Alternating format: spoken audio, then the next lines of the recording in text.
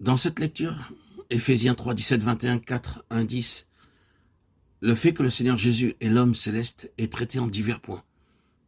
Ici, au chapitre 4, nous avons la déclaration qu'il est monté au-dessus de tous les cieux, tandis que tout ce qui suit dans le chapitre est relatif à l'expression présente de l'homme céleste comme étant ici dans le monde. Nous avons déjà remarqué ce trait caractéristique dans l'évangile de Jean, car nous avons vu là l'homme céleste en personne, comme à la fois présent ici dans le monde et en même temps dans le ciel. Maintenant, nous sommes de nouveau confrontés avec cela dans Éphésiens, mais cette fois-ci dans un sens plus large, car ici nous avons affaire avec l'expression corporative du même homme céleste dans son corps, l'Église.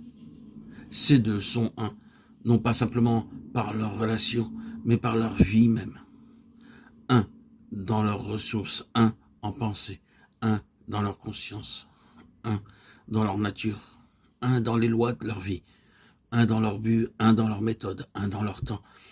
Il n'y a rien qui se rapporte à eux en tant qu'hommes célestes, en lequel ils ne sont pas un.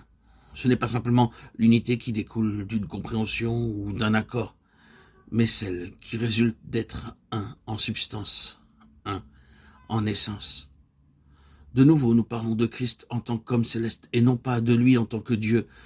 Dans cette expression corporative, il n'est pas question du corps agissant pour la tête ou de l'Église agissant pour le Seigneur. Il n'y a aucune indépendance ni de responsabilité séparée. C'est le Seigneur lui-même qui continue sa propre vie et qui travaille dans son corps et par le moyen de celui-ci. Le tout constitue un seul homme.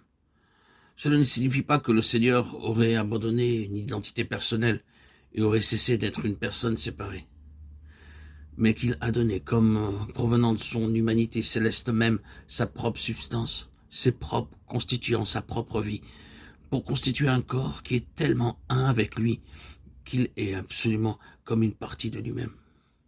C'est cela le corps de Christ, tel qu'il est présenté ici. C'est cela l'homme céleste exprimé corporativement.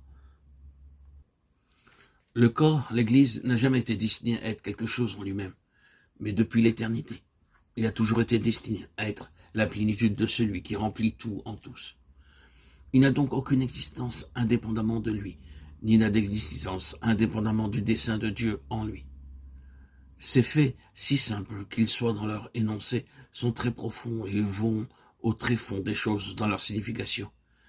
Ils gouvernent et déterminent ce qu'est l'Église.